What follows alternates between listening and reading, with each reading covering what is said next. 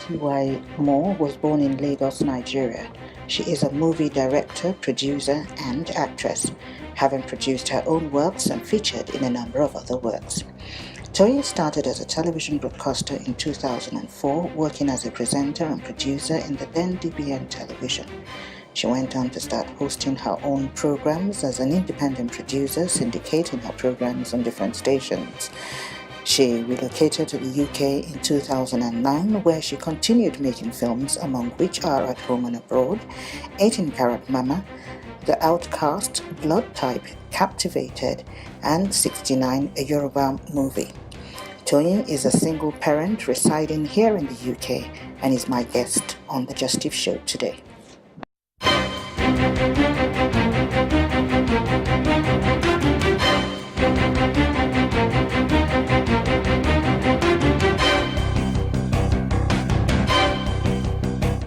Welcome back. If you're just joining us, this is the Justif Show, and I have as my guest today on the show a very good friend of mine, Toyin. You're welcome to the show. Thank you. My Shekiri sister.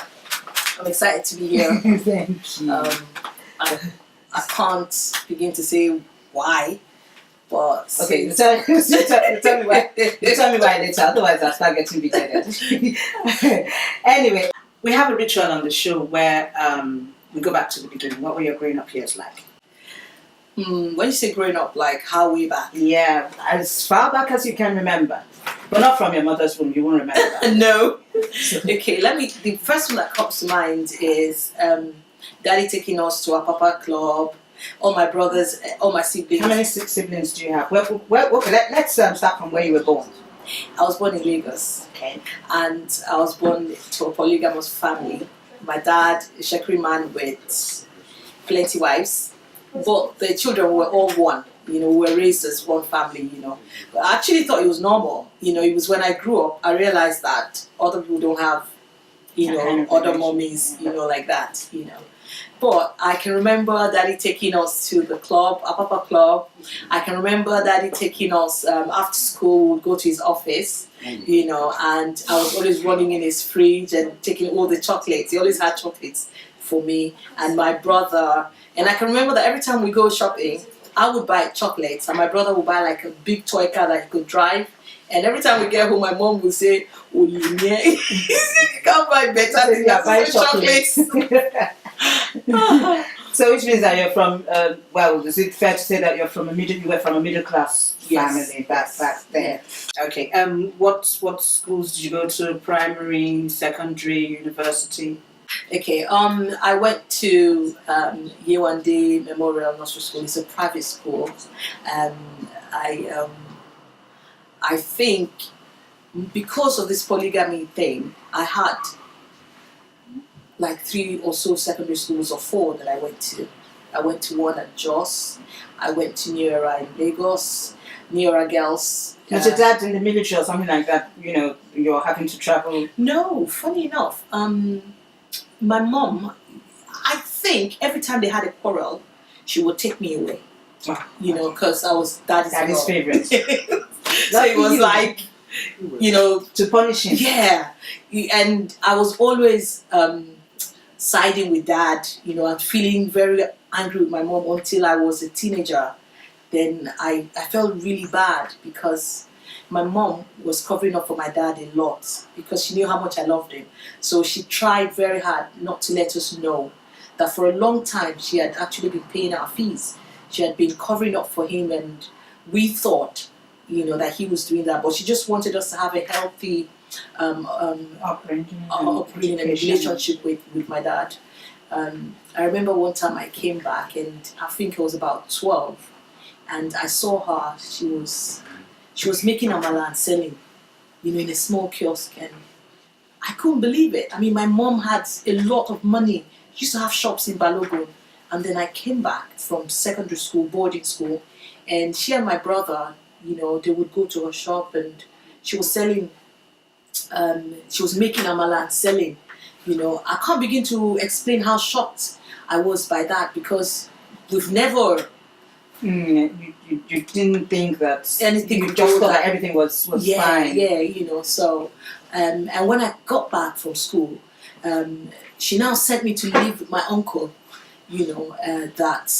because my uncle was very wealthy, her elder brother, and they would take me to London and all of that because she didn't want me to experience The struggles that the struggles because she said I was a girl, and that if girls don't have money, men can tempt them. So she felt she was protecting me, but I felt betrayed. I felt I wasn't wanted, and so I went into trancy. I became uncontrollable because I felt, why could my brother stay with her and I couldn't? Why was I made to leave? So what were the things uncle? that you were doing what did you get into in a bid to rebel? Well, first off, I'll tell her I'm going to be with my dad for holiday. I will not be with my dad. I'll be with my friends. And I'll tell my dad I'm going to be with my mom. I won't be with my mom. I'll be with my friends. And you know what it can be like if teenagers are living by themselves. And my friend, she didn't have parents. She was staying with her uncle. So we were just doing oh my God. Thank God parties, for the mercy. The parties, the boys. The parties, the boys. Funny enough, the drugs, all of it. But I wasn't taking drugs. I wasn't drinking. But I was in the midst of it, But because of, upbringing and all of that, there's this thing at the back of my head. If you smoke that thing, you're going to go mad. You're going to go mad, So I didn't. Eventually I lost my best friend to drug overdose several years later. But I thank God for His mercy that He kept me in that season, because I met someone who now became like role model. Well, it was my boyfriend, but he was so much older than I was, and because I was in love, but he didn't like my crowd. So when he says I don't want you with them, I listened to him, even though I wouldn't listen to my parents because I was mad at my parents. So I think God used that to protect me. Okay. Did you go on to marry him? No, I had it sung by him. Okay. But I didn't marry him. I didn't marry him. I was too young. I was about teenager, secondary school. I was just a little girl, and I don't think I understood the concept of marriage, and my parents were against it. Now I know why. If it was me today, I probably would have him arrested. So why was it? I think first off, there was this tribal difference thing that they felt his mom didn't like me. Two, I was too young. And he was about 10 years older than I was. So if it was today, you might call it almost pedophilia because I was below 18, so I was a bit young, to be talking marriage, even though I finished secondary school and all of that, but I was too young for that.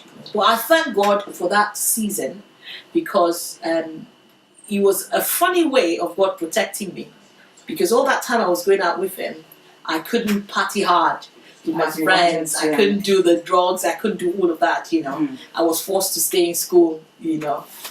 Okay, so you went on to university. Yeah. What did you study in university? That's the funny thing. I read education.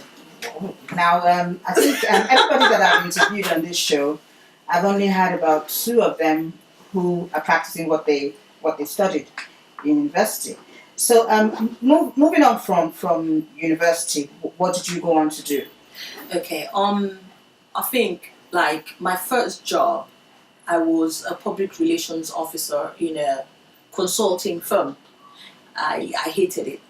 I hated every day of it because I was asked to sit in an office and then I would be asked to do market survey and write proposals, and I oh my God, I hated every time I had to be within the confines of an office, and I didn't know why, but when I was in school, I know that in our first semester I immediately joined the entertainment people where the first pageant thing they had. I was a promoter. I was I had candidates. I was lobbying. I was anything to do with entertainment. I'll be excited, but I didn't recognize that it was something. It's like a calling. Yes, I didn't know. I just thought it was a hobby, something I liked to do, But I think church was where God groomed me. Okay, we'll go for a quick break and we'll be back shortly.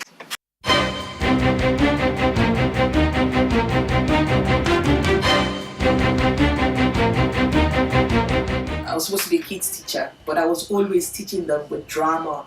And like I said, you don't know what it is, but you just find out that this thing, it draws you.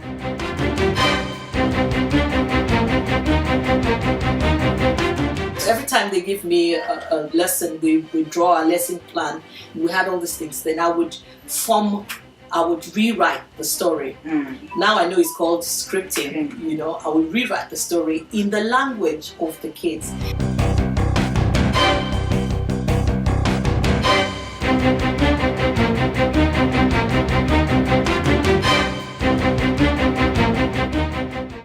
Welcome back. If you're just joining us, this is the Just Tip Show, and I have as my guest today on the show a very good friend of mine, Toyin. You're welcome to the show.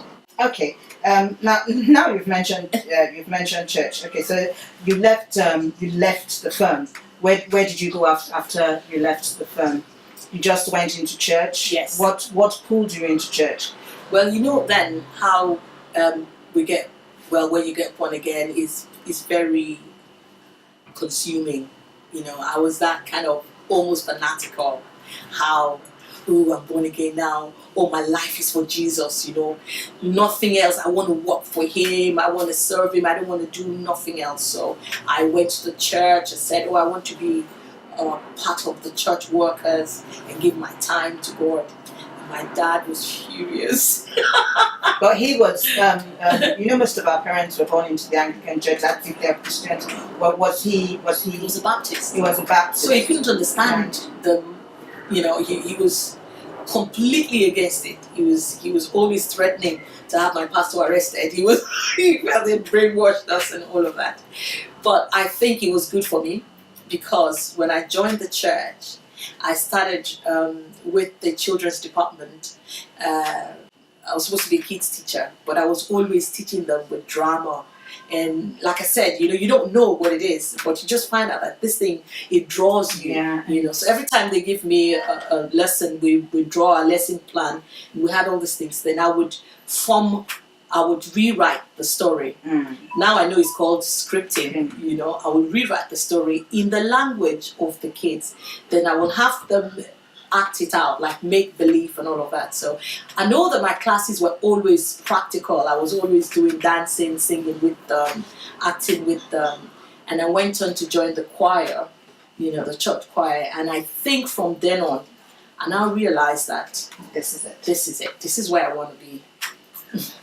Interesting. I'm watching you talk with so much passion about eventually finding your calling, which a lot of people, especially young ones, find it hard to do. Especially in our present day climate. Okay, I know that. Was it during your time in the church that you now went into television? No, I think when I was 13, I remember having a conversation with my dad, because he said, "What do you want to do?" And I said, I want to be like Auntie Julie Coker, because she was like a decent aunt. I'm from Warri. So I said, I want to be like Auntie Julie Coker. And he said, Papa, no, wake up. We just say in Czech, like, she's a harlot, you can't be. Exactly. Like it. And I was like, oh. That was it, you can't do that, But I remember from when I was 13, I said, I want to be a broadcaster like Auntie. I want to be on television. And that was the way a little child could explain, this is how I see myself in future. Okay, tell you got married at some point. Tell us about that. Well, first of all, it was those kind of marriages that you marry your best friend. He was my best friend, and we did every single thing together. We were both professional gospel singers, and that was what we did for our livelihood. We used to travel to different countries. He would train the choir train the choir. I would train the worship team. I was a worship leader. He was a choir master, so to speak. So when things fell apart. How did they fall apart? That's the question. What happened that things fell apart? He fell in love with someone else, he claims. And you were married at this time? Yes, we were married. And the church, I heard it on the pulpit, like everybody else heard. I was, do you know what I mean? Like, I'm just sitting down there and we're having problems, normal couple problem. There's this girl I've been thinking, I'm not quite sure I like how you hang out with this girl, and he will swear I've never seen another woman's pants before, So I'm like, okay, but I don't like this girl. And then suddenly he was suspended. And I'm going, why are you suspended? Because he was working for the church. And he said, no, it's a private thing, Private to your wife. So I got to hear it on a Sunday, just like everybody else said. Hear what? And else that my husband was in adultery, because the pastor goes, so and so are in adultery, so they've been suspended, and they called their names. So I'm sitting down there trying to have this perfect look, but my whole world just crashed. It was a very devastating situation. And I remember going home and asking him, what is going on? He goes, what? I've repented of it already, so they just put anyway, things went downhill from there. And he didn't even have the courage to tell me he was leaving. He eloped. Those things we read in Meals and Moons. He practically eloped with the woman, and he told me he was going somewhere. He was going to send for me and the kids, because I was 5 months pregnant and I had a 3-year-old child, and of course, so it was a very it was a very dark period. It was a very dark period, and I think it was just God, literally God, and a lot of love of believers. People practically were praying for me. When I think about that, it makes me cry, because people I don't know, they went on a fast. They would not eat. They were just like, God help her, because I was just in a state of complete shock. I was numb. I was just numb. I couldn't be sad or be angry. I was just numb, because he was my best friend. And it wasn't like we were hating each other when this happened. No. Even when he left, he had to find an excuse for me, because he couldn't tell me. You see, he couldn't say, Tony, I'm leaving you. He couldn't, because we were not fighting. He was crazy, But it happened to me. And so I couldn't sing again, because every time I held a microphone, I would remember him, so I would fall apart. And you need to understand that this was not just for me a hobby. This was my means of livelihood. So it means I couldn't work. It means I couldn't put food on the table. I'm pregnant. I have a little toddler child. I'm in this place. I don't know where my world is going. And then I started bleeding, like I was going to lose the baby. Make me want to cry. And so I was in hospital, and I remember saying to God, if you do not do something, I don't think I'm going to make it. I'm just literally not going to make it. And then I could hear in my spirit, why don't you give hope to people who have no hope? Like he that waters shall himself be watered. So in that hospital bed, fighting for my life, fighting for the life of my unborn child, God gave me a reason to want to leave. And the reason was to give others hope. So I thought, okay, I'm not so useless. There's something I could actually live for. So I thought it was like maybe writing books on people that have gone through situations and then they've come out of it or something like that. But I didn't know it was going to be a film, And I didn't know that until 3 years after, because then my baby was 2 years old. And, went to DBN TV, blah, blah, blah. Okay, I'm almost teary-eyed now.